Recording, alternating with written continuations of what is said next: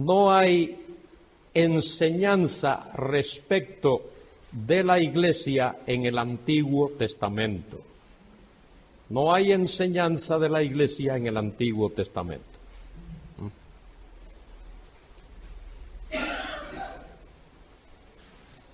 La Iglesia en el plan profético de Dios. No hay enseñanza de la Iglesia en el Antiguo Testamento. ¿Por qué? Porque la Iglesia es, dice la Escritura, en Efesios 3:5, la Iglesia es un misterio. Esa es la palabra que se usa ahí, misterio. ¿Queréis mirarlo en vuestras Biblias?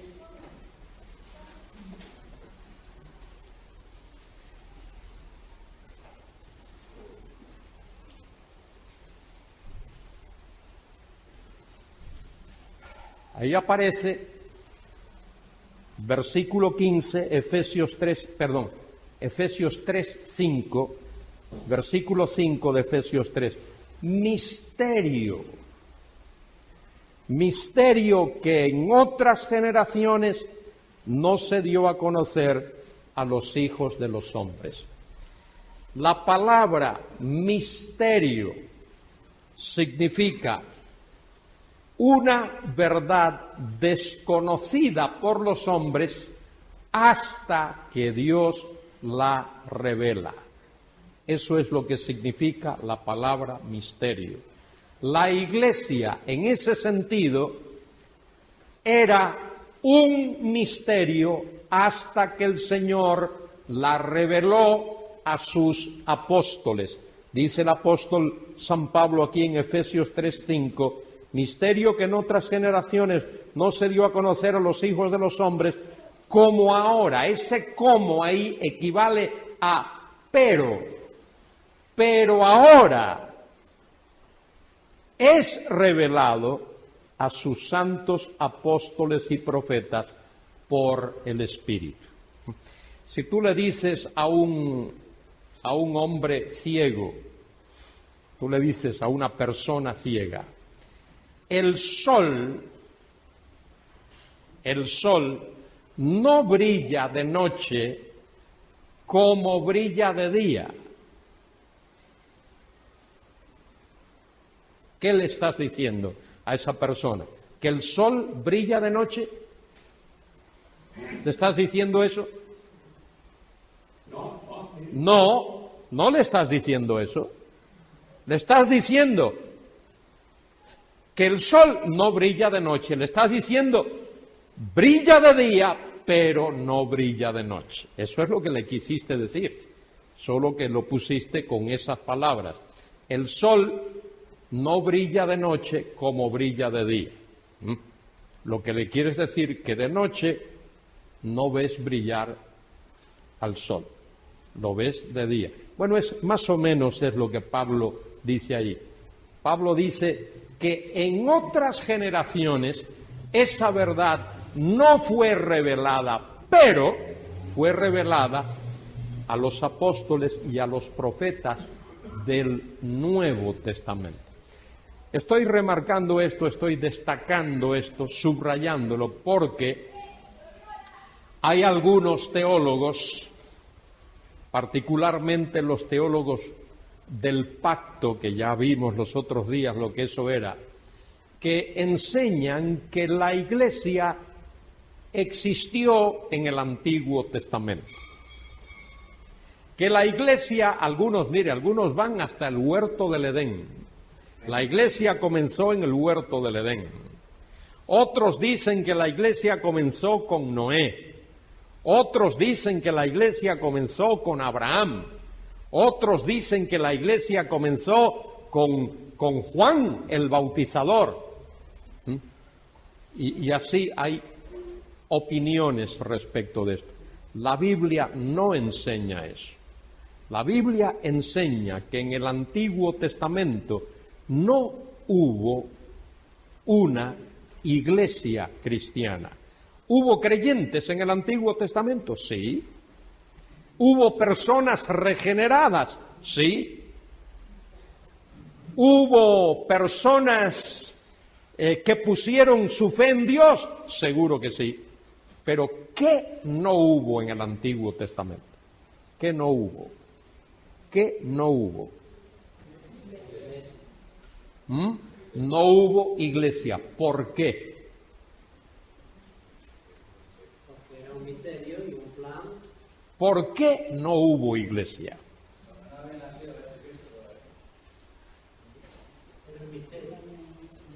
Venga, más. Mire, no hubo iglesia en el Antiguo Testamento. A ver, lo voy a decir despacito. No hubo iglesia en el Antiguo Testamento. Pensé que el hermano iba a seguir. Porque el Señor Jesucristo no había venido en carne, no había muerto en la cruz, no había resucitado de los muertos, no había sido exaltado a la gloria y, sumamente importante, que no había sido enviado a la tierra el Espíritu Santo. ¿Qué más? ¿Qué más? ¿Cómo? En su ministerio bautizador. Hermano, si esto se te va a olvidar, anótalo. Cuando yo creo que algo se me va a olvidar, lo anoto. Y si es muy importante, lo pongo en un cuadrito. Y si se te va a olvidar y lo consideras importante, ponlo en un cuadrito y ponlo en la cabecera de tu cama para que puedas leerlo todas las noches antes de acostarte. El bautismo del Espíritu Santo es el ministerio distintivo de esa tercera persona de la Trinidad en esta era, en esta edad. Nunca antes ni después de esta era ha habido ni habrá ministerio bautizador del Espíritu Santo. ¿Por qué no pudo haber iglesia antes del día de Pentecostés? Porque Cristo no había muerto en la cruz, no había resucitado de los muertos, no había sido exaltado a la gloria y el Espíritu Santo no había comenzado su ministerio bautizador. El bautismo del Espíritu Santo es el ministerio distintivo del Espíritu Santo para esta era, para esta edad, para esta dispensación. Ese es un ministerio característico, propio, único de esta era, de esta etapa, de esta dispensación. Nunca antes nadie en el Antiguo Testamento fue bautizado por el Espíritu Santo en el cuerpo de Cristo. Y después del rapto de la iglesia no habrá bautismo del Espíritu Santo en el cuerpo de Cristo, porque no habrá cuerpo de Cristo en la tierra. Eso es fundamental saber, particularmente para personas como nosotros, que creemos lo que la palabra de Dios enseña, y particularmente para las asambleas de hermanos es sumamente importante. Ahora, ¿por qué es la iglesia un misterio? ¿Por qué es un misterio?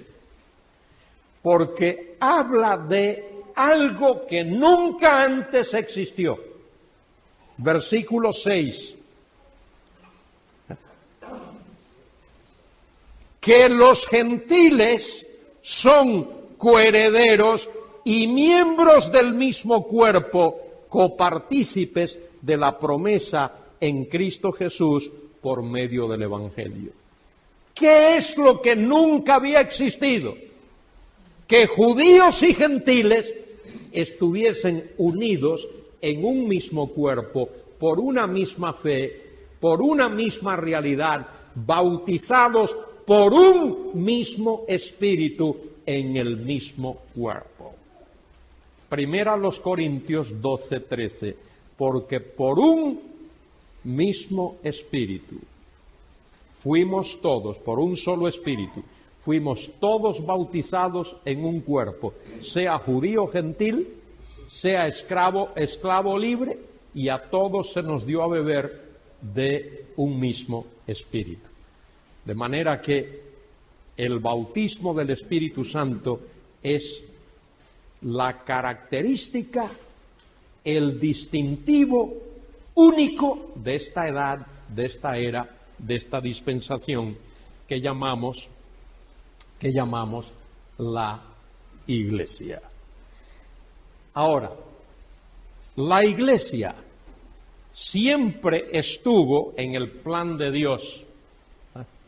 La Iglesia no es un accidente de la historia sino que forma parte, no es un accidente de la historia, sino que forma parte del plan eterno de Dios. La Iglesia no es un accidente en el sentido de que porque Israel fracasó, entonces Dios dijo, muy bien, plan A fracasó, voy a entrar en plan B. Amigos, Dios no tiene plan B, ni C. Dios solo tiene plan A. El plan original de Dios que Él elaboró en la eternidad es el que Él está desarrollando y va a llevar a cabo hasta el fin. Pablo dice en Efesios 1:4, según nos escogió en Él, ¿cuándo?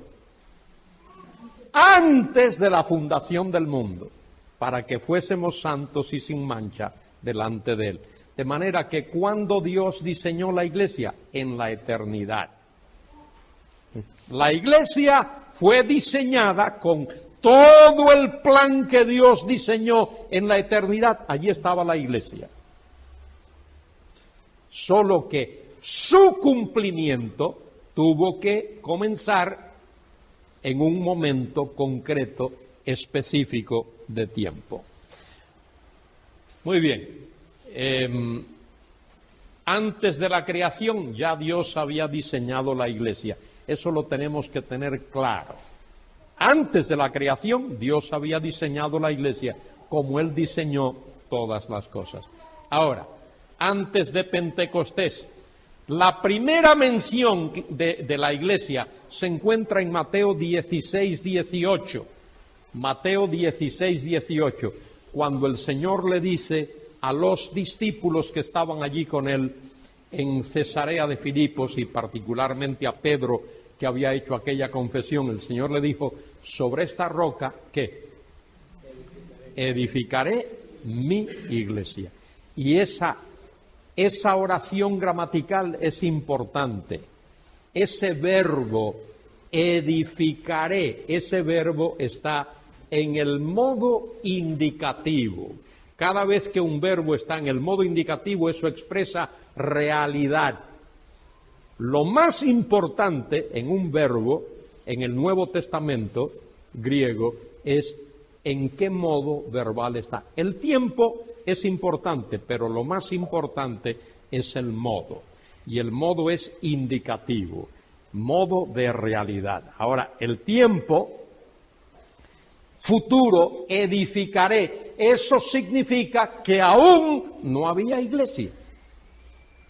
Aún no había iglesia. Algunos, y esto lo vais a encontrar en algunos libros de teología amilenarista, lo vais a encontrar, apelan a Hechos 7:38, cuando Esteban da su discurso, y dice allí, Hechos 7:38, 37 dice, este es Moisés, es el que dijo a los hijos de Israel, profeta os levantaré de entre vuestros hermanos como a mí, a él oiréis. Este es aquel Moisés que estuvo en la congregación. Y la palabra congregación ahí es la palabra eclesía. Y algunos dicen, ya ves, o ya veis, ahí está la palabra eclesía. La palabra eclesía es la palabra iglesia. Por lo tanto, la iglesia estaba con Moisés en el desierto. Eso es teología malísima. Teología malísima.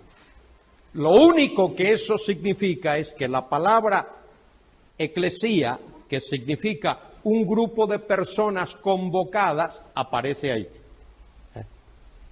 Y es la misma palabra que Cristo usa en Mateo 16, 18, sobre esta roca edificaré mi eclesía. Pero mire, la misma palabra aparece en Hechos 19. En Hechos 19, cuando Pablo va a Éfeso y lo quieren apedrear, y dice que había allí una asamblea de personas que estaban gritando y por 2 horas gritaron, grandes Diana de los Efesios. Es la misma palabra, eclesía. Entonces uno no puede llevarse por eso, porque la palabra eclesía a veces puede significar una asamblea de ciudadanos, un grupo de gente convocada.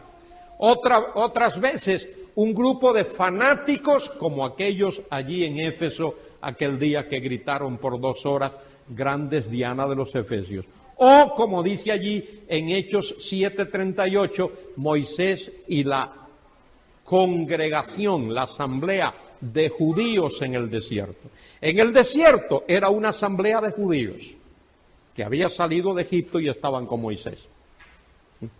En Éfeso era una asamblea de ciudadanos de Éfeso y luego una turba incontrolada. Entonces, ¿cómo sabemos nosotros qué significa la palabra? Por su contexto, nada más, por su contexto. ¿Cómo sabemos nosotros cuando se habla en el Nuevo Testamento de la iglesia cristiana? Porque cuando se habla de la iglesia cristiana, se habla de personas que están en Cristo. Se habla del rebaño de Cristo, se habla del cuerpo de Cristo, se habla de la novia de Cristo, se habla de la esposa de Cristo, se habla de la vid y los pámpanos, y así hay muchas expresiones que hablan de la iglesia. Lo cierto es que en el Antiguo Testamento no hay iglesia, ni la hay antes del día de Pentecostés.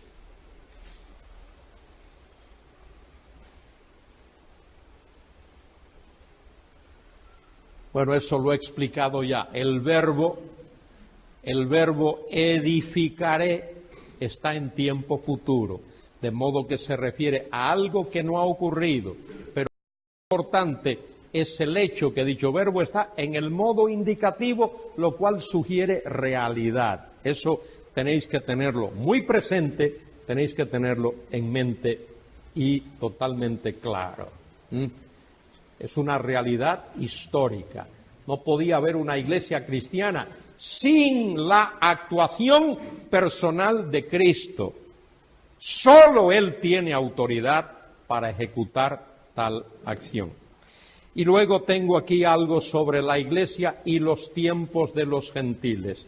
La iglesia vive, anoche hablé de los tiempos de los gentiles, es ese periodo largo de tiempo que se extiende desde que Nabucodonosor destruyó Jerusalén y el templo y continúa a través de los siglos, hasta, ¿qué es lo que pondrá fin a los tiempos de los gentiles? A ver si os acordáis lo que dije anoche. La segunda venida de Cristo. ¿Cómo sabemos esto? Daniel capítulo 2. La estatua del gran sueño de Nabucodonosor. La cabeza de oro era Nabucodonosor y el imperio babilonio. La piedra que golpea la imagen sobre los pies y la derriba y la tritura, la pulveriza, es la segunda venida de Cristo. Y luego tenemos los 4 imperios, el babilonio, medo-persa, greco-macedónico y el imperio romano.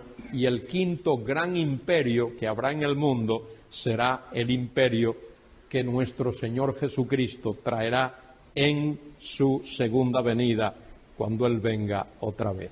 Muy bien. El comienzo de la iglesia cristiana en la tierra, esto ya lo he explicado con tantas palabras que he dicho. El comienzo fue el día de Pentecostés. Cristo ha muerto, ha resucitado, ha sido exaltado a la gloria y el Espíritu Santo ha venido. Y menciono ahí que no pudo haber habido una iglesia cristiana en la tierra antes de la muerte y la resurrección de Cristo. Sin la muerte y la resurrección de Cristo no hay evangelio que predicar. Eso lo dice Pablo en 1 Corintios capítulo 15, versículos del 1 al 4. Pablo dice que a los corintios: os he enseñado el evangelio que asimismo recibí, que Cristo murió por nuestros pecados conforme a las Escrituras, que fue sepultado y que resucitó al tercer día conforme a las Escrituras. Y Pablo explica esa verdad de una manera más resumida en Romanos 1:16, cuando dice: no me avergüenzo del Evangelio, porque es poder de Dios para salvación a todo aquel que cree. ¿Qué es el Evangelio? Eso, mire que ha pasado siglos y siglos y siglos y todavía tenemos que estar explicando eso, porque muchos cristianos todavía no entienden eso. El Evangelio es concretamente el mensaje de la muerte de Cristo en lugar del pecador por nuestros pecados y su gloriosa resurrección. Esa es la buena noticia, el Evangelio, que Cristo murió por nuestros pecados, que fue sepultado y que resucitó al tercer día, conforme a las Escrituras. Y la buena noticia es que todo aquel que cree en Cristo, recibe el regalo de la vida eterna. Y que no hay salvación sin Cristo, y que no hay perdón de pecados sin Cristo, y que no hay vida eterna sin Cristo, y que no hay esperanza sin Cristo. Y oídme bien, otra cosa más: evangelizar, es decir, eso que acabo de decir, a los perdidos. Evangelizar no es que uno se para en una esquina y a todo aquel que pasa uno le dé un folleto. Eso no es evangelizar. Eso es repartir folletos, eso no es evangelizar, porque esa persona puede coger ese folleto, a mí me han hecho eso, lo rompen y en la primera cesta de basura y no se ha enterado de nada. Evangelizar es decirle a alguien que Cristo murió por sus pecados y resucitó de los muertos, y que si él pone su fe y su confianza en ese Cristo, el Señor le perdona y le recibe y le da el regalo de la vida eterna. Eso es evangelizar. No nos hagamos ilusiones. Evangelizar tampoco es hacer que personas pasen al frente. En nuestra cultura castellana tú puedes hacer que nuestra gente, que es tan emocional, pase al frente por cualquier cosa, todos los hijos que han sido desobedientes a sus padres y ahora estén tristes por él, que pasen al frente. Y todos los maridos que han sido rudos con sus mujeres y ahora están tristes, que pasen al frente. Y las mujeres que han sido respondonas a sus maridos y ahora también que pasen, y de pronto tienes ahí 100 o 200 personas. ¿A quién de ellos se le explicó el Evangelio? A ninguno de ellos. Ryrie siempre nos decía en clase: cuando presentes el Evangelio, dale a las personas algo en qué creer. No les diga que pasen al frente y para qué y por qué. Entonces hay que enseñarle a la gente eso. Muy bien. Después de su muerte y su resurrección, Jesucristo mandó a los apóstoles y a los seguidores de los apóstoles a ir a todas las naciones y a hacer discípulos. Id a todas las naciones y hacer discípulos. ¿Cómo? Bautizándolos en el nombre del Padre, del Hijo y del Espíritu Santo y enseñándoles que guarden todas las cosas que os he mandado. Todo ese es el proceso del discipulado. Y los apóstoles primero presentaron el Evangelio y aquellos que creyeron fueron bautizados y luego fueron instruidos en la doctrina. La muerte y la resurrección de Cristo abrió las puertas para que el mensaje de salvación fuese proclamado universalmente. Y muy claro, no pudo haber habido iglesia cristiana en la tierra sin la exaltación de Cristo a la diestra del Padre. No pudo haber habido. La exaltación de Cristo a la diestra del Padre es la confirmación de su rotunda victoria sobre el pecado y la muerte. Pedro en el sermón del Pentecostés dijo: a este Jesús resucitó Dios, de lo cual todos nosotros somos testigos. Así que, exaltado a la diestra de Dios y habiendo recibido del Padre la promesa del Espíritu, ha derramado esto que vosotros veis y oís. Hechos 2, 32 y 33. Cristo fue exaltado al lugar de honor como el triunfante y victorioso Salvador. De manera que, repito, no pudo haber habido iglesia cristiana en la tierra sin el ministerio bautizador del Espíritu Santo. Y aquí lo subrayo otra vez. Mire, el ministerio distintivo y único en el sentido de ser diferente de cualquier otro, el ministerio distintivo y único del Espíritu Santo a partir del día de Pentecostés es el de bautizar a creyentes en el cuerpo de Cristo, y están todos esos versículos ahí. Quiero recalcar esto con mucho respeto y con mucho aprecio a cualquier persona que esté aquí que piense de manera diferente. El bautismo del Espíritu identifica al creyente con el cuerpo de Cristo. El bautismo en con o por el Espíritu es para colocar, posicionar, identificar a la persona que ha creído en el cuerpo de Cristo y con el cuerpo de Cristo. Y el bautismo en, con o por el Espíritu Santo, digo eso porque la preposición griega significa cualquiera de las tres cosas. Uno es bautizado en el Espíritu Santo, por el Espíritu Santo, con el Espíritu Santo. Eso no tiene nada que ver con emocionalismo, no tiene nada que ver con hablar en lenguas, no tiene nada que ver con brotes de saltos y de revolcarse y de todas esas cosas. Es más, uno sabe, mire esto, uno sabe que ha sido bautizado en el Espíritu Santo o por el Espíritu Santo, porque la Biblia se lo dice, no porque uno sintió algo. Uno sabe que eso ha ocurrido porque la Biblia lo enseña, 1 Corintios 12, 13, porque por un espíritu fuimos todos bautizados en un cuerpo, sea judío o gentil, sea esclavo o libre, y a todos se nos dio a beber de un mismo espíritu. Muy bien, este texto es clave. Y luego es importante también que observemos que hay diferencias entre Israel y la Iglesia. Es importante que entendamos esto, que hay diferencias entre la nación de Israel y la Iglesia de Cristo.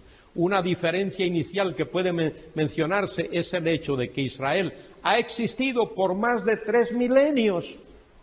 Antes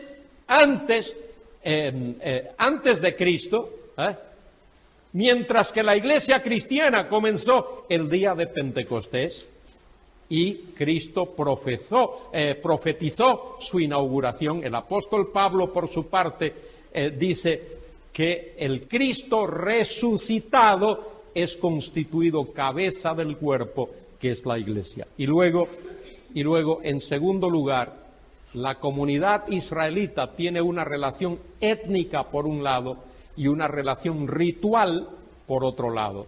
El rito de la circuncisión oficialmente daba entrada a un hombre en la comunidad de Israel. Para formar parte de la iglesia, el cuerpo de Cristo, se requiere fe personal en Cristo. Esa fe personal en el Mesías hará posible que tenga lugar el bautismo del Espíritu Santo. Ese acto divino es lo que proporciona a un creyente, lo que posiciona a un creyente en el cuerpo de Cristo, es decir, la iglesia. Y luego, en tercer lugar, Pablo enseña que la iglesia cristiana es un misterio. Ya esto lo he dicho. ¿Qué significa que es un misterio?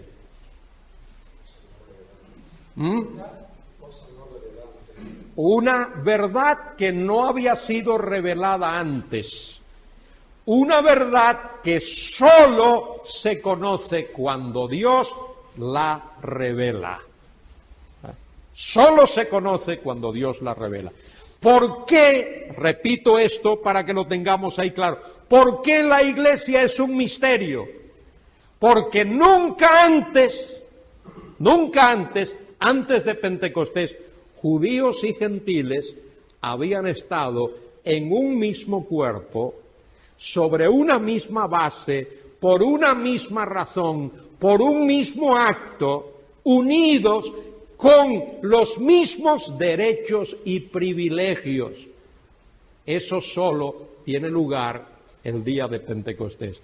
En Mateo 10:7, Cristo mandó a sus apóstoles a ir a las ovejas perdidas de la casa de Israel. No lo mandó, dijo, no vayáis a aldeas de gentiles ni de samaritanos, id a las ovejas perdidas de la casa de Israel. Antes de su muerte en la cruz, después del Calvario y después de Pentecostés, ¿qué hace el Señor? Manda a sus apóstoles ¿a dónde? Id a todas las naciones y haced discípulos. Hay un cambio importante ahí que hay que observar. En Colosenses 1, 24 al 27, que es también un tremendo pasaje respecto de esto, Pablo dice allí a los colosenses que es Cristo en vosotros la esperanza de gloria. Cuando una persona pone su fe en Cristo, sabemos que el Señor viene a residir, a morar en su vida. Y Pablo lo aclara ahí, y esa es la definición que Pablo da de la iglesia. La iglesia es Cristo residiendo en nosotros. Es Cristo en nosotros la esperanza de gloria. El estudiante de la Biblia debe observar que el vocablo Israel se usa 73 veces en el Nuevo Testamento. Todas ellas con referencia al pueblo que étnicamente se llama Israel. A Israel nunca se le llama iglesia. En ningún sitio del Nuevo Testamento se le llama iglesia. No hay ningún pasaje del Nuevo Testamento en el cual a Israel se le llame iglesia. Algunos quieren tomar, y voy a referirme ya ahora a esto para que quede claro, en el capítulo 6, creo que es del libro de la epístola de Pablo a los Gálatas, 6:16 de Gálatas, donde Pablo está tratando un problema muy serio con los Gálatas. Pablo ha predicado allí a Cristo y la salvación en Cristo no a través de la ley, no a través de ritos, no a través de la circuncisión. Pero después de que Pablo sale de allí, de la región de Galacia, los judaizantes siguen los pasos de Pablo y les enseñan a aquellos a quienes Pablo evangelizó que para ir al cielo, para ser salvos, no basta creer en Cristo, sino que tienen que ser circuncidados. Y eso llenó de ira a Pablo, de ira santa. Y por eso cuando Pablo escribe la epístola a los Gálatas dice que si alguien, un ángel del cielo, predica otro evangelio que él ha predicado, sea ¿qué? Sea anatema, maldito, que equivale a decir que vaya al infierno. Pablo no andaba con contemplaciones cuando del evangelio se trataba. Ahora, al finalizar esta epístola que Pablo escribe, posiblemente después del concilio de Jerusalén, en Jerusalén capítulo 15 de Hechos, Pablo dice, y a todos los que andan conforme a esta regla, a este canon, a esta norma, a este evangelio que él ha predicado, él ha dicho, lejos esté de mí gloriarme, sino en la cruz de Jesucristo. Y Pablo enfatiza el evangelio, el mensaje de la cruz. Y a todos los que andan conforme a esta regla, paz y misericordia sea a ellos y al Israel de Dios. Entonces, el amilenarista lee eso y dice, ya ves aquí. Pablo está llamando a los cristianos, a la iglesia, el Israel de Dios. No, Pablo no está haciendo eso. Si uno lee el contexto, Pablo lo que está diciendo es, imaginaos un círculo grande, ahí tenemos la iglesia, los cristianos, los creyentes de esta era, de esta dispensación. Dentro de esa esfera grande de cristianos, dentro de eso y como parte de ellos podemos poner un círculo más pequeño al que podemos poner judíos o israelitas que han creído. Esos israelitas que han creído, esos son judíos completos. Esos tienen al Mesías en su corazón. Esos forman parte de la iglesia y son parte de la iglesia porque han puesto su fe en Cristo. Y a esos Pablo los llama el Israel de Dios porque han creído igual que Abraham creyó. Pablo no está separando ahí. Pablo no está diciendo que la iglesia es Israel. Pablo lo que está diciendo es que judíos que han creído en Cristo, ahora, esos son el Israel de Dios, porque ese es el prototipo de judío que Dios quiere ver. El judío que ha puesto su fe en Cristo, que ha puesto su fe en el Mesías. De manera que a eso se refiere el apóstol Pablo. Ha existido una tendencia en ciertos círculos cristianos de equiparar a Israel con la iglesia. Dicha tendencia dice que la iglesia ha heredado las promesas de Israel. Dicen que Israel como nación no tiene futuro en el plan de Dios. Que Israel no tiene futuro en el plan de Dios. ¿Y qué está haciendo el Estado de Israel allí e inscrito en las Naciones Unidas? ¿Y por qué cada vez que los judíos estornudan, el mundo coge la gripe? Cada vez que Israel se mueve, afecta al mundo. Israel tiene futuro en el plan de Dios. ¿Por qué razón?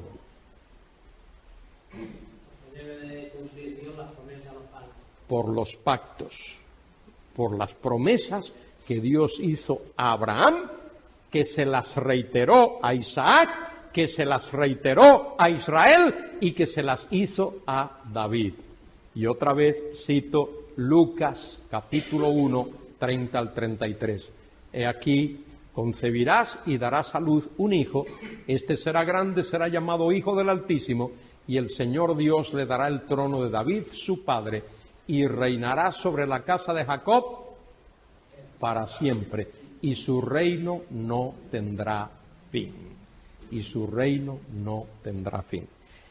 Y esto, mire, esa es una verdad que, por supuesto, es evidente en el Nuevo Testamento, pero un versículo que citamos casi siempre para los días de Navidad, valdría la pena citarlo con más frecuencia, el de Isaías 9:6, que voy a leer ahora mismo.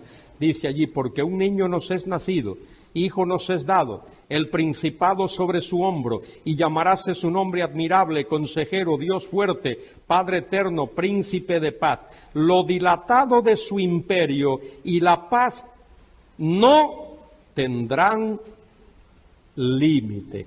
Sobre el trono de David y sobre su reino, disponiéndolo y confirmándolo en juicio, en justicia, desde ahora y para siempre. ¿Y cómo termina el texto? El celo de Jehová de los ejércitos hará esto. Ahora, que alguien me diga, porque yo no lo sé, que alguien me diga, y no lo sé, que alguna vez Cristo ha reinado sobre la nación de Israel. Que alguien me lo diga, porque yo no sé que jamás eso haya ocurrido. Cuando Él se ofreció a su nación en la llamada entrada triunfal, que no es tal entrada triunfal, le llamamos el Domingo de Ramos. Los líderes de la nación de Israel dijeron: a este no lo queremos. El pueblo lo aclamó. Hosana, que significa sálvanos ahora, hijo de David. El pueblo lo rechazó. Cristo estaba ofreciendo a su nación el reino en aquel día y ellos lo rechazaron. De modo que quería dar esta introducción a algo más que quiero mencionar en esta tarde, porque quiero hablar del tema. Bueno, hay mucho más que se podía decir aquí, pero quiero hablar del tema de el rapto de la Iglesia. Por si acaso en estos días no tenemos todo el tiempo disponible para esto, quiero hablar de esa cuestión. Ahí hay mucho material que podéis leer. Muy bien. El rapto de la Iglesia. La palabra rapto, ese verbo aparece en el Nuevo Testamento varias veces. En el Nuevo Testamento griego es la palabra, el verbo arpazo. Vamos a buscar esa palabra ahora mismo en Primera los Tesalonicenses capítulo 4. Primera los Tesalonicenses capítulo 4.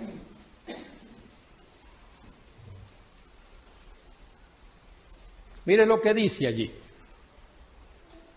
Dice Pablo, versículo 17, leo: luego nosotros los que vivimos, los que hayamos quedado, seremos arrebatados juntamente con ellos. Ahí está el verbo arpazo, tiempo futuro, modo indicativo. El modo indicativo expresa ¿qué? ¿Qué expresa? Realidad.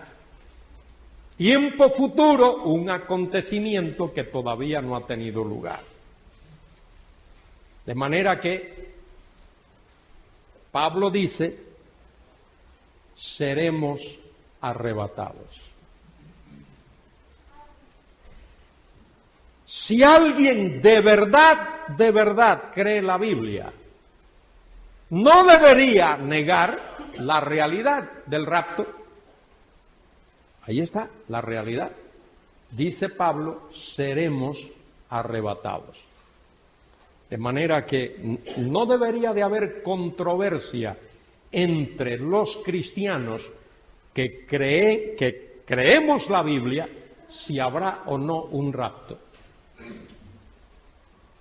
Podríamos discutir el cuándo del rapto, Pero no deberíamos de discutir el qué del rapto. Eso no deberíamos de discutirlo. Pero se discute, porque hay algunos que niegan esa realidad. Vamos a intentar definir qué es eso del rapto. ¿Qué es eso del rapto? La palabra, como he dicho, aparece algunas veces en el Nuevo Testamento. Voy a dar los pasajes y vosotros podéis buscar. En San Juan capítulo 10, el Señor utilizó esa palabra para hablar de el lobo que viene a arrebatar a las ovejas. El lobo viene a arrebatar a las ovejas. Y usa la palabra arpazo. Y generalmente las ovejas no se ofrecen de voluntarias, ¿verdad?, para que el lobo las arrebate. Las ovejas como que se resisten un poco. Digo esto porque hay por ahí alguna creencia que solo los buenos cristianos serán arrebatados, los que estén viviendo en santidad. Y yo no comparto esa idea. Yo creo que toda la iglesia va a ser arrebatada y luego explicaré por qué.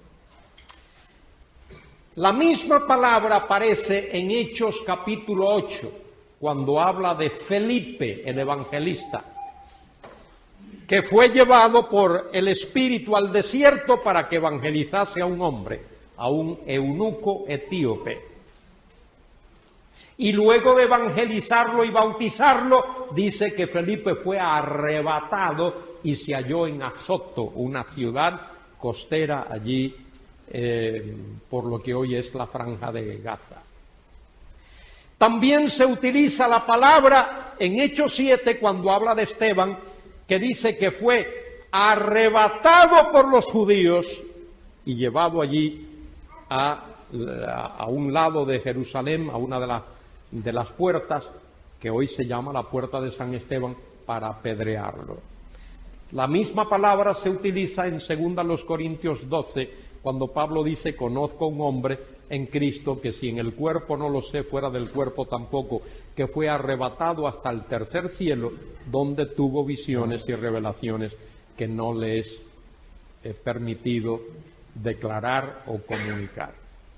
De manera que la palabra arpazo, rapto, está ahí en la Biblia, y Pablo utiliza esa misma palabra para hablar de este acontecimiento. ¿Cuál acontecimiento? ¿De cuál acontecimiento habla Pablo? Habla de la venida de Cristo en relación con la iglesia. Cuando Cristo venga a buscar a los suyos, a ese aspecto se le llama el rapto. A ese aspecto se le llama el rapto. ¿Qué ocurrirá? ¿Qué ocurrirá?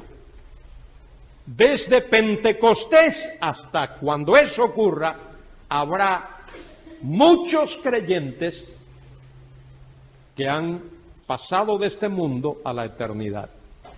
Si eso tardase algún tiempo en ocurrir, posiblemente algunos de nosotros pasaremos por el trauma de morir y por la bendición de resucitar, por la bendición de resucitar de entre los muertos. Pablo dice que esos cristianos, esas personas que han creído en Cristo y han experimentado muerte, serán resucitados, serán levantados de las tumbas con cuerpos incorruptibles.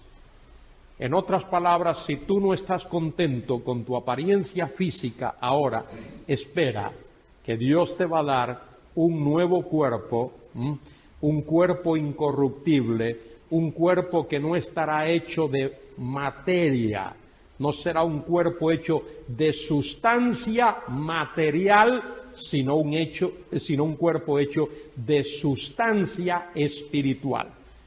A lo mejor tú dices, yo no entiendo eso de sustancia espiritual. Pues mira, dice San Juan 4:24 que Dios es espíritu.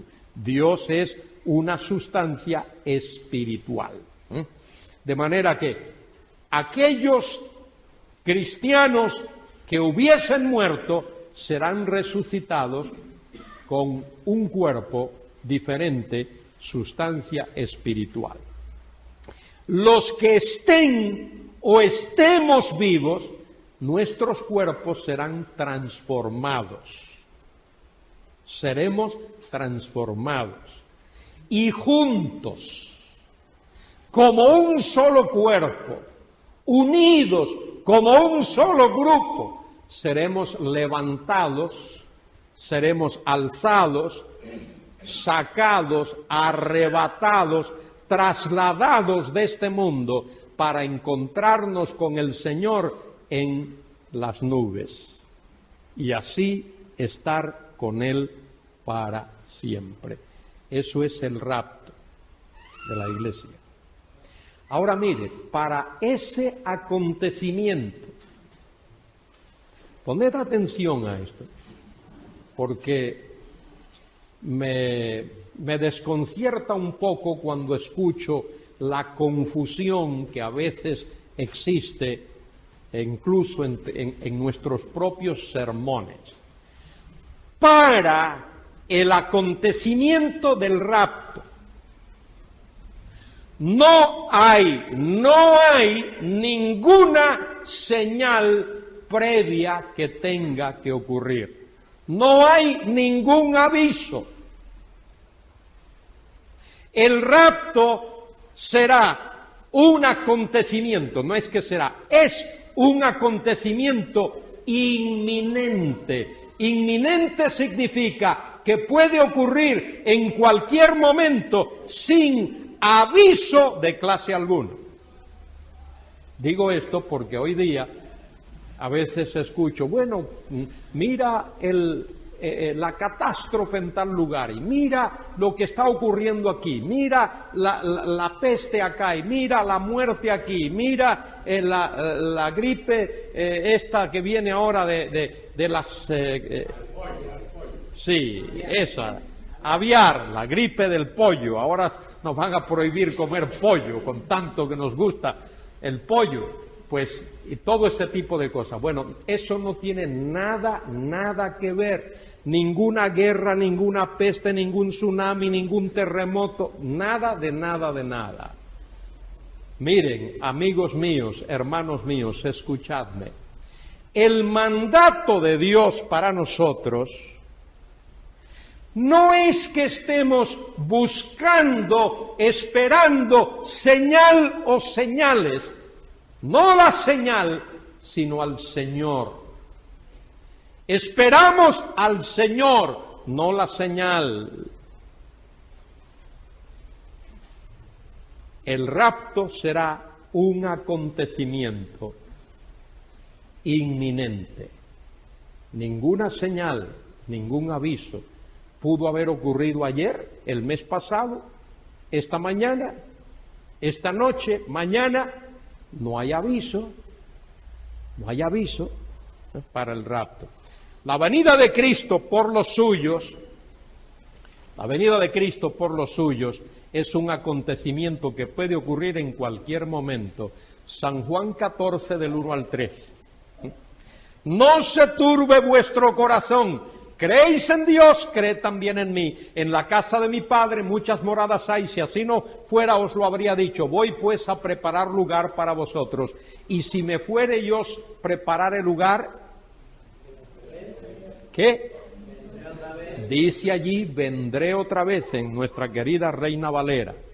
En el texto original dice, ercómenoi, vengo, presente. Vengo otra vez, tiempo presente. Y la traducción está bien, porque es un presente con idea de futuro. Un presente con idea de futuro. Si tú estás conversando con alguien en un momento y suena el teléfono y tu hijo, tu hija o tu esposa te avisa, mira, te llaman por teléfono, tú le dices a la persona con la que estoy hablando, enseguida regreso, enseguida vuelvo.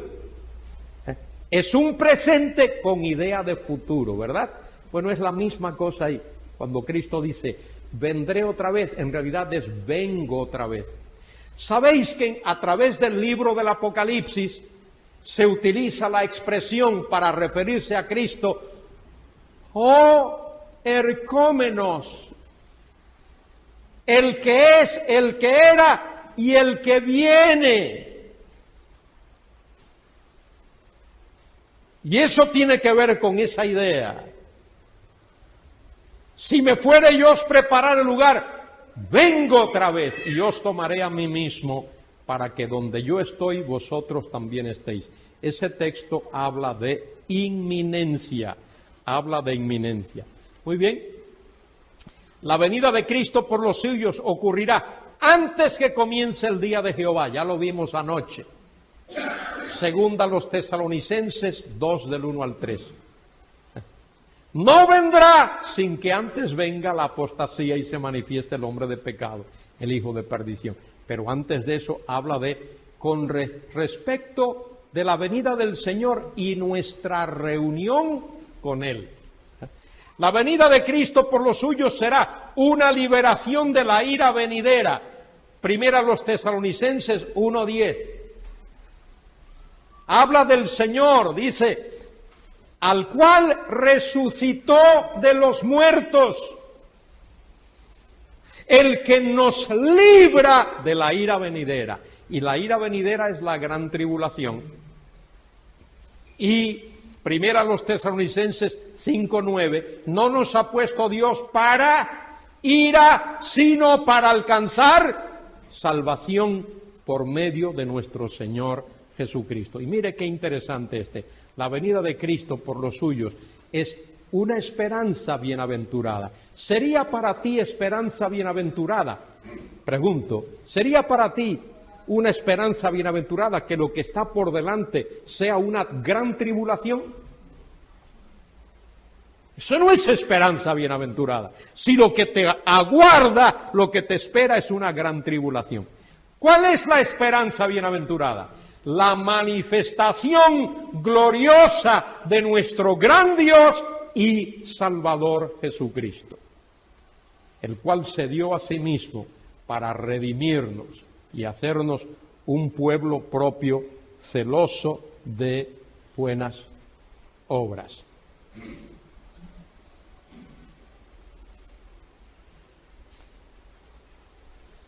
Muy bien, la venida de Cristo por los suyos es una esperanza gloriosa. Ahí debe de ser, en lugar de una G, una C. Colosenses 3 del 1 al 4. Colosenses 3 del 1 al 4. Si queréis mirarlo un momentito, con mucho gusto, tenemos tiempo.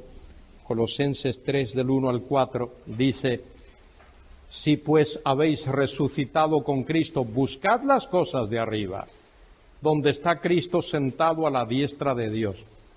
¿Hemos resucitado con Cristo? ¿Hemos resucitado con Cristo? Seguro. Su muerte fue nuestra muerte, su resurrección, nuestra resurrección. Espiritualmente, en lo que a Dios respecta, estamos sentados con Cristo en el cielo, en la gloria. Y eso se realizará el día cuando literalmente resucitemos. Poned la mira en las cosas de arriba, no en las de la tierra, porque habéis muerto y vuestra vida está escondida con Cristo en Dios. Cuando Cristo vuestra vida se manifieste, entonces vosotros también seréis manifestados con Él en gloria. Si pues habéis resucitado con Cristo, ¿qué? ¿Qué? ¿Qué? ¿Cuál es el verbo? ¿Lo leo o podéis leerlo vosotros? ¿Cuál es el verbo? Buscar. El verbo buscar, ese verbo, ¿en qué modo está? Imperativo. ¿Imperativo qué es? una orden, un mandato, un mandamiento. Buscad. ¿Qué cosa? Las cosas de arriba. Y si estamos buscando las de abajo, ¿estamos desobedeciendo al Señor? Si todavía estamos pensando en las cosas materiales de este mundo, en lugar de buscar las cosas de arriba, ¿estamos desobedeciendo al Señor? Versículo 2. Poned la mira. El verbo poner, ¿en qué modo está?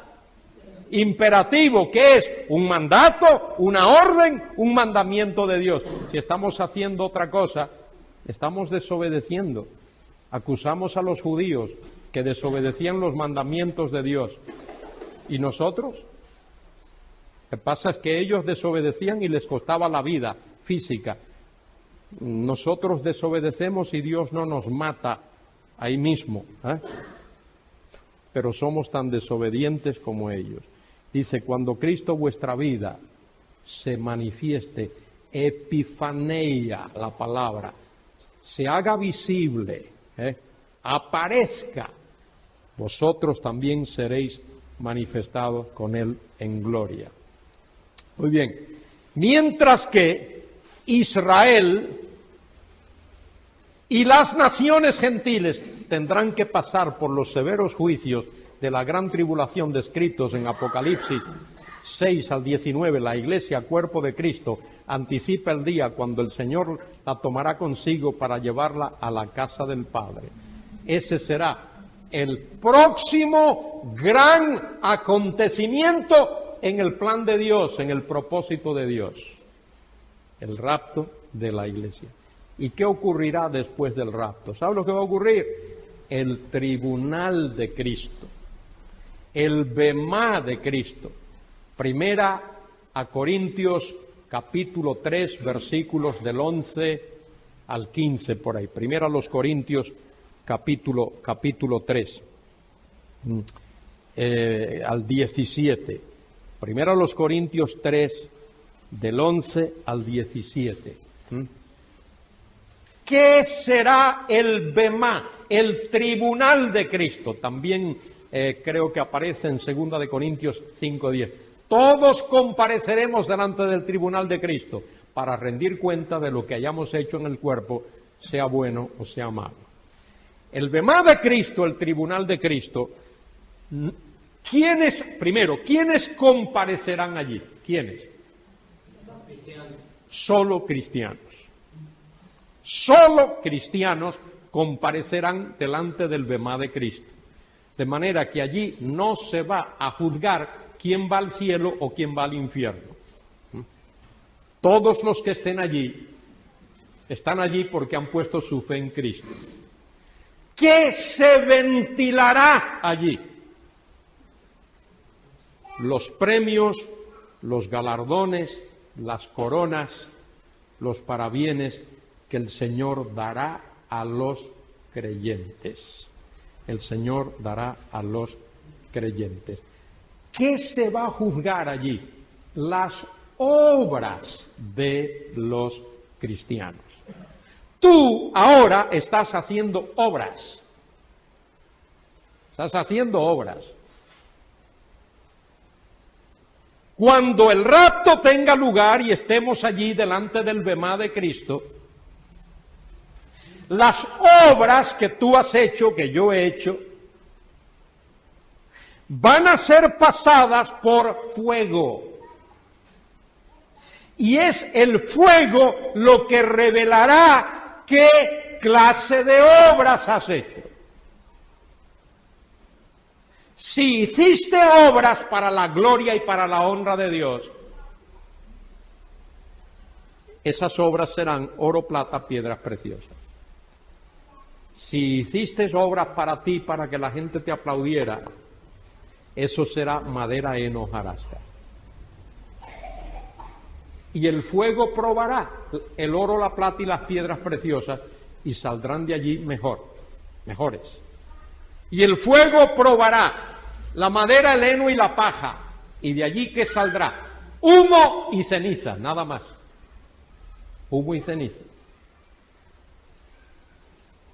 Y el Señor, sobre esa base, ese juicio no es para condenar a nadie. Ese juicio no es para condenar a nadie, es para galardonar a personas. Los galardones. En la Biblia se habla de corona de vida, corona de gozo, corona de justicia, corona de gloria. Y esas coronas, pienso yo, que tienen que ver con brillo. No es algo que uno va a llevar encima. El único que va a estar coronado allí es el Señor Jesucristo. Pero tendrá que ver con brillo, con gloria. Y habrá creyentes que estarán gloriosamente brillando, reflejando, poniendo de manifiesto la gloria de Cristo. Ese será su galardón, que la gloria de Cristo brille y brille y brille. Pablo habla algo así cuando dice en Filipenses capítulo 1, dice, que Cristo sea magnificado, hecho grande en mi cuerpo por vida o por muerte. Y habrá otros que no tendrán ningún brillo.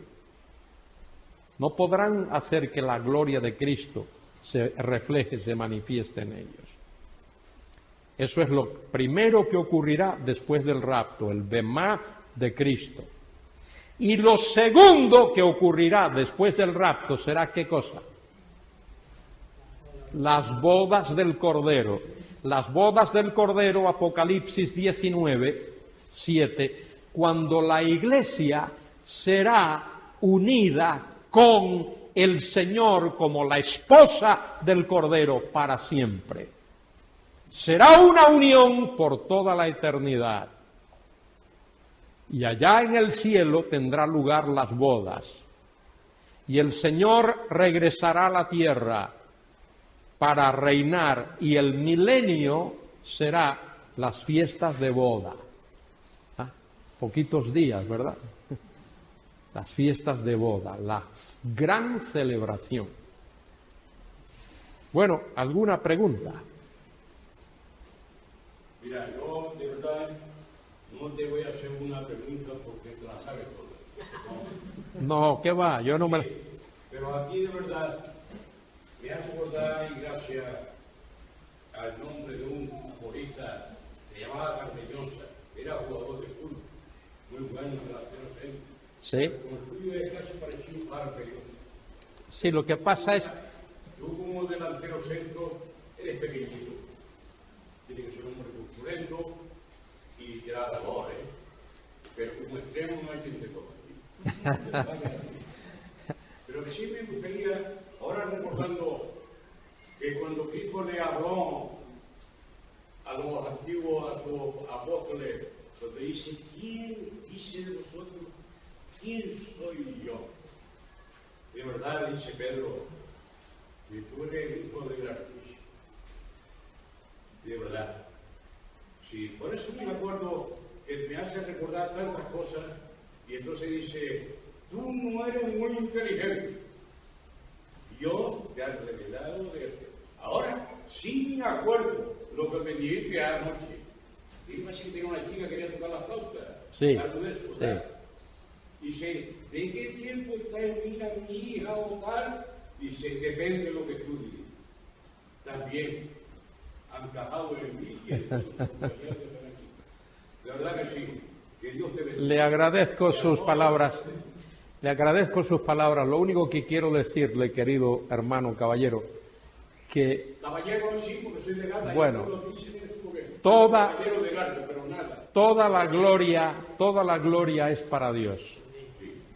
Es lo único que puedo decirle. El propósito de mi corazón y de mi vida es que la gloria sea para Dios. Y le agradezco sus palabras, pero mire, yo quiero que el Señor sea el único, porque si yo me quedo con un granito de arena de lo que a Él le corresponde, malo. Toda la gloria tiene que ser para Dios, toda, absolutamente toda. Nada para mí, todo para Dios. Pues yo te pido que para mí me dé las joyas.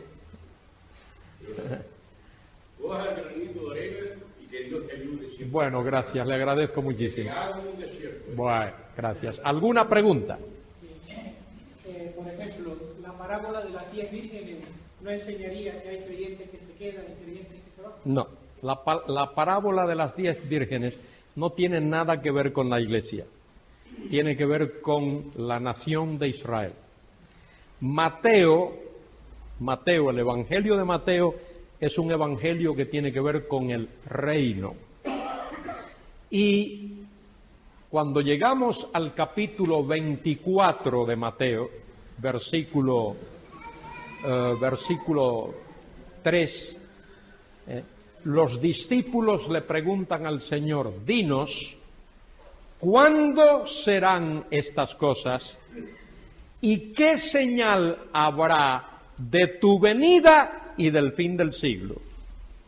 De manera que la pregunta de los apóstoles tiene que ver con la venida visible, literal, corporal, física de Cristo a la tierra, y ellos entienden que esa venida ha de coincidir con el fin de la historia como nosotros la conocemos ahora. De eso trata Mateo 24. No hay nada ahí que tenga que ver con la iglesia. Y en Mateo 25, que es donde está la parábola de las 10 vírgenes, eso es una continuación. Cristo lo que está diciendo es que cuando Él venga, cuando el esposo venga, habrá un sector del pueblo judío que no estará preparado para recibirle. Esos quedarán fuera.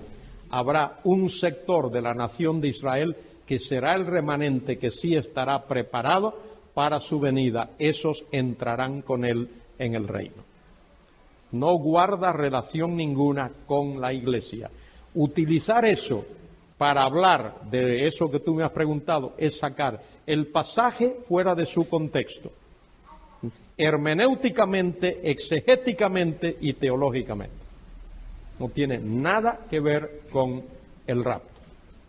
Mateo 24 y 25, esos dos capítulos tienen que ver con la nación de Israel y con lo que Israel va a pasar durante ese periodo de la gran tribulación.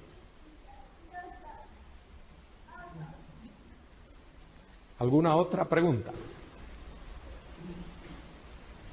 Quizás volviera a matizar por qué se ha querido hacer ese énfasis en la diferencia que existe entre Israel y la Iglesia. ¿Cómo encaja en este esquema escatológico? ¿Cuál es la importancia para agarrarla bien? Bueno, la importancia es esta. Los pactos bíblicos tienen que ver directamente y primordialmente con la nación de Israel. El cumplimiento de esos pactos afectan a la nación de Israel. Dios, en su benevolencia, en su magnificencia, en su gracia, en su misericordia, ha incluido a gentiles también en su reino, incluso en el reino mesiánico, en el reino terrenal. El reino del Mesías no será exclusivamente para los judíos, pero primordialmente y esencialmente para ellos. Habrá gentiles también en el reino. La diferencia entre Israel y la Iglesia tiene que ver con el hecho de que en la Iglesia, a partir del día de Pentecostés, Dios está tratando con las naciones gentiles. Y ese es el mensaje que Pedro predica en Hechos capítulo 3, hasta que la plenitud de los gentiles haya entrado. Y entonces Dios reanudará su trato con la nación de Israel. De eso se trata en Romanos capítulos 9, 10 y 11. Romanos 9 habla del pasado de la nación de Israel. cómo Dios la escogió, cómo la bendijo, cómo le dio los pactos, cómo le dio bendiciones, cómo le dio el Mesías, cómo le dio los profetas, cómo le dio la ley, le dio la palabra. Romanos 10 tiene que ver con el presente de Israel.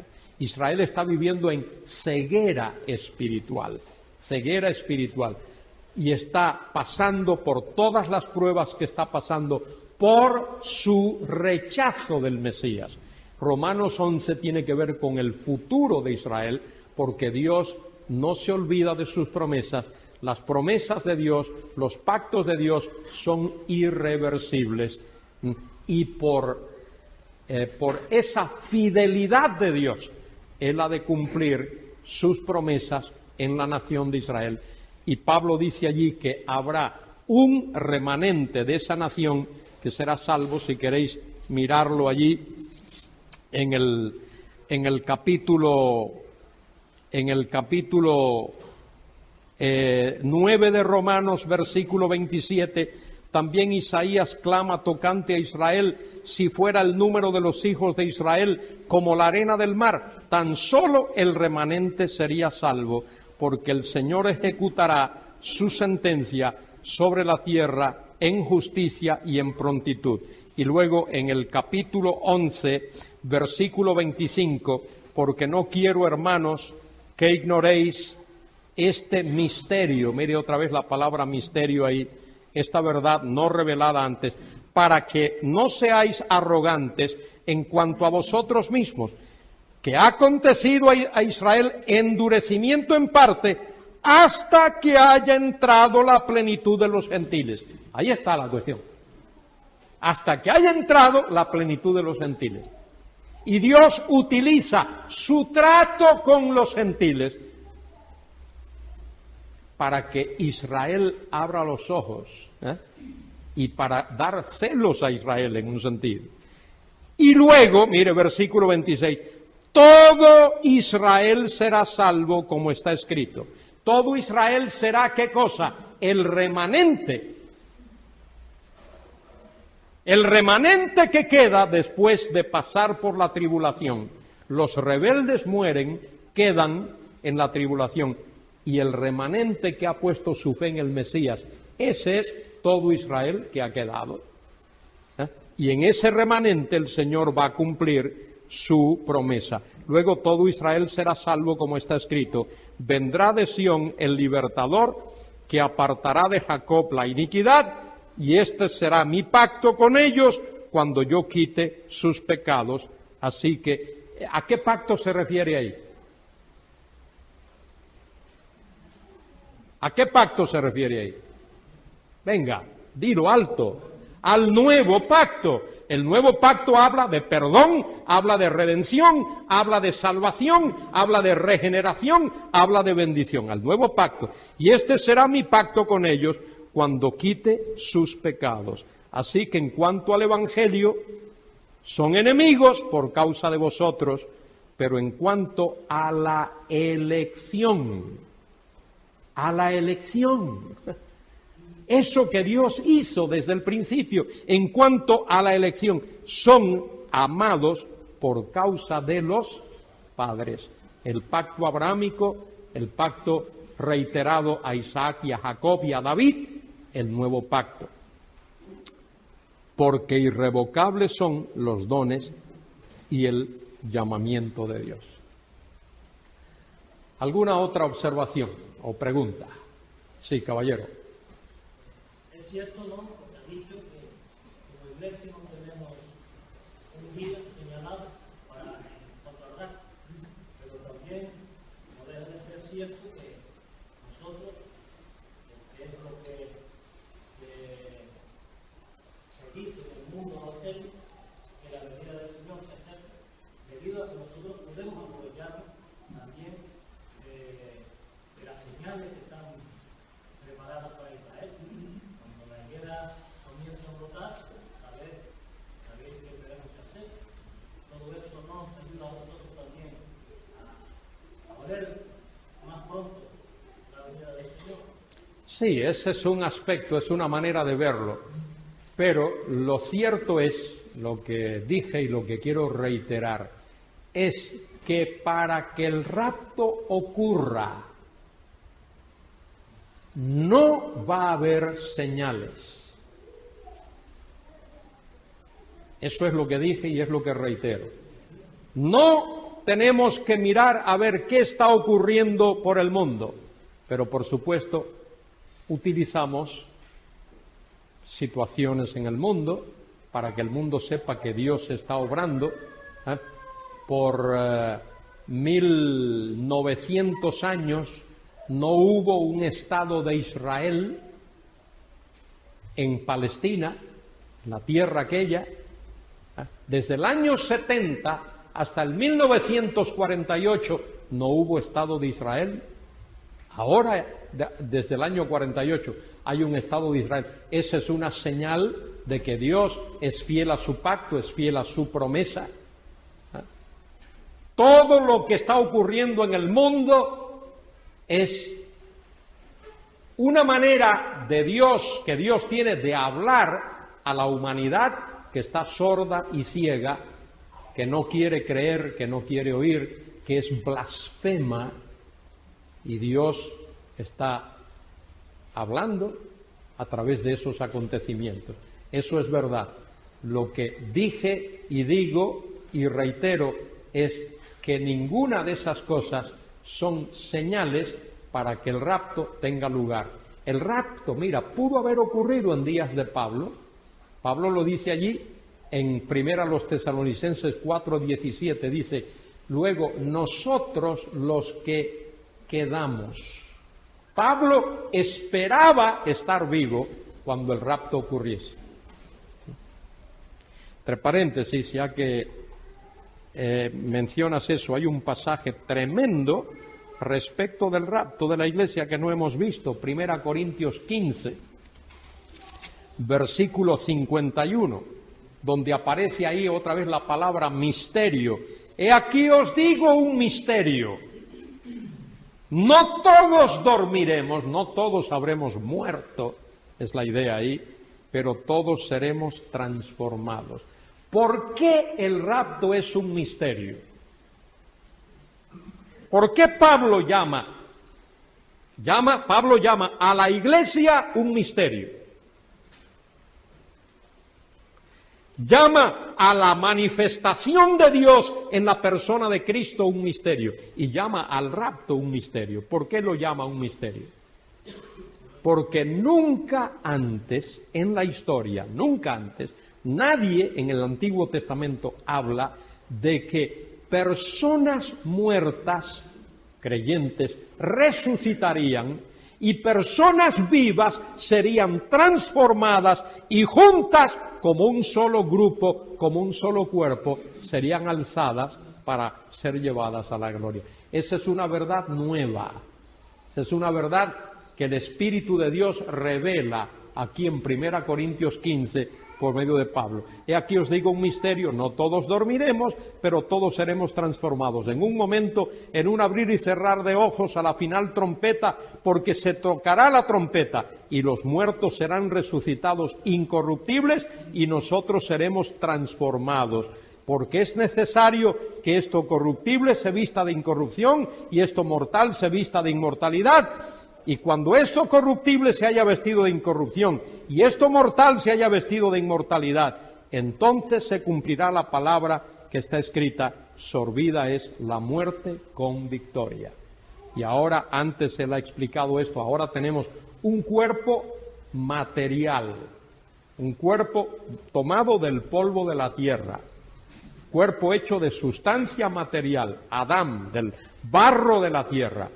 El cuerpo nuevo que vamos a tener será un cuerpo semejante al de la gloria suya. Filipenses 3, 20 y 21. Tendremos un cuerpo semejante al cuerpo de la gloria suya. ¿Alguna otra pregunta?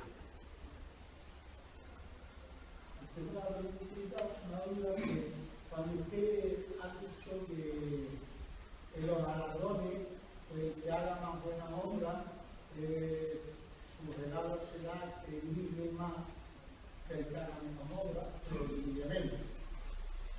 La pregunta mía es, si si yo por lo menos el que le haga más buena obra que yo, yo tendré conocimiento y para mí diré, él ha hecho más buena obra que yo, en su función que vive más, yo que vivo menos. ¿Qué pasará a mí? Bueno, le voy a decir, fíjese que yo no hablé de obras buenas, hablé de obras que glorifican a Dios.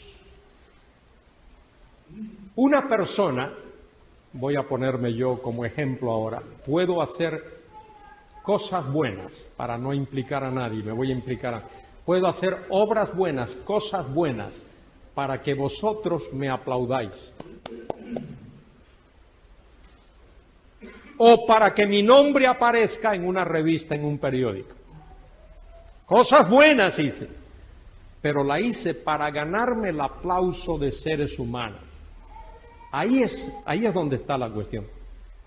Lo que comparecerá delante del Bemá, del tribunal de Cristo, que dará esos galardones o premios, esa gloria, ese brillo, no tiene que ver con que uno haga más obras, que uno haga más buenas obras o menos, sino para quién la hizo. ¿Para quién la hizo? Le voy a poner un ejemplo, querido hermano. Supóngase usted que ahora hay unas Olimpiadas, y Carmona participa de esas Olimpiadas, maratonista en las Olimpiadas. Y hay varios que participan de las Olimpiadas. Hay 1.500 personas que participan. Y Carmona es el primero que llega a la meta. Hay uno que llega primero, uno que llega segundo, uno que llega tercero. Medalla de oro, medalla de plata, medalla de bronce. Pero hay 1.497 que no llegaron ni primero, ni segundo, ni tercero. ¿Alguna vez ha visto usted cuando reparten esas medallas que el que la reparte le da la de oro a este, la de plata al otro y la de bronce a este y le dice lo habéis hecho bien y entonces coge a los 1.497 y le dice sois unos gamberros porque os dieron para que os entrenasen y no hiciste nada y no llegaste? ¿Se le hace eso a los que no ganan las medallas? No, no se les dice absolutamente nada, no se les recrimina. El Bemá de Cristo no es para condenar a nadie, no es para recriminar a nadie, es para galardonar a aquellos que han hecho lo que han hecho para la gloria de Dios. Eso es lo que tenemos que tener en cuenta.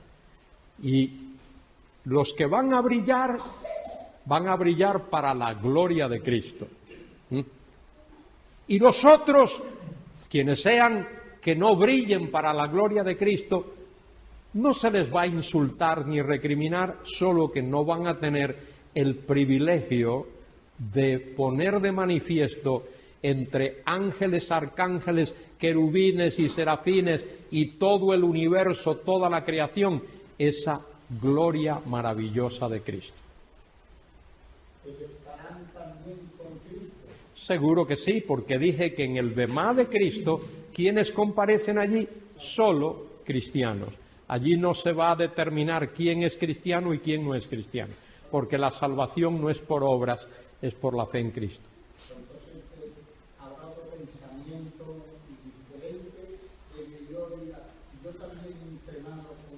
Bueno, sí. Bueno, él ha sido más rápido. Él ha hecho las cosas bien hechas para la gloria de Dios. Y otra cosa, mire, allá, con cuerpos nuevos, gloriosos, resucitados, las emociones que tenemos ahora no las vamos a tener. Los sentimientos que tenemos ahora no lo vamos a tener. Hoy aquí envidiamos a otros, allí no va a haber sentimientos de envidia ni nada de eso. Gracias por su pregunta. ¿Alguna otra pregunta?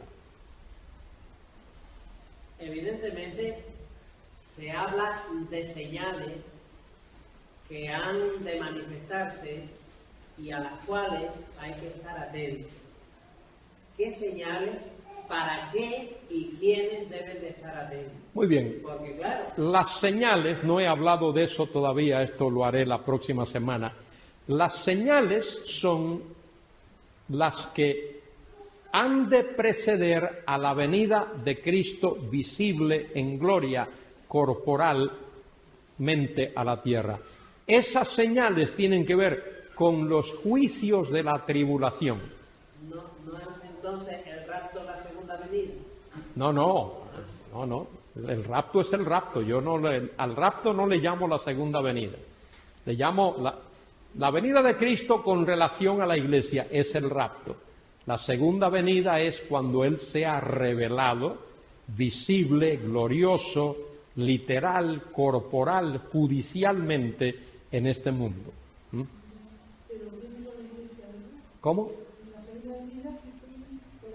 La iglesia vendrá con el Señor, aunque probablemente la iglesia no estará en la tierra, sino en la Nueva Jerusalén, que formará parte del reino, de la esfera del reino del Señor. Que es otra razón de por qué tiene que haber un rapto antes de la tribulación. Fíjese, tiene que haber un rapto. El rapto tiene que ser pretribulacional. ¿Por qué? Porque en el rapto todos los cristianos, vivos o muertos, todos los creyentes, vivos o muertos, serán sacados de este mundo. Todos.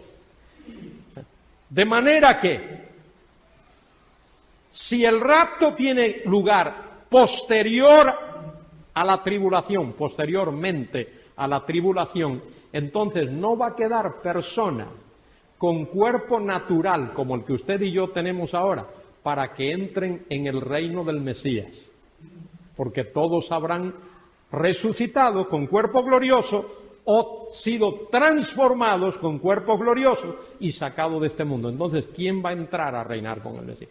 Por eso el rapto tiene que ser antes de la tribulación, porque durante la tribulación habrá conversiones, habrá gente convertida que no morirán, por lo tanto no tendrán cuerpos resucitados y podrán entrar en el reino del Mesías para hacer las cosas que se harán en el reino. Dice allí en el libro de Amós y en el libro de Oseas y en el libro de Miqueas que edificarán sus casas, plantarán viñas, ararán la tierra y habrá gente que nacerá en el milenio. Y esos tienen que ser personas con cuerpo como el que usted y yo tenemos ahora. Pero de esto voy a hablar la semana que viene. No hay más aclaración que hacer esta noche. Este tema, como podéis ver, uno puede, puede complicarlo un poco. Yo he intentado simplificarlo para vosotros, no complicarlo, aclarar las dudas, y si hubiese alguna más, pues el próximo martes, en la voluntad de Dios, si el rapto no ha tenido lugar, de aquí al martes podemos estudiarlo. Y si el rapto ha tenido lugar, mire, sabremos más. Y entonces todos mis errores serían corregidos ya para ese entonces.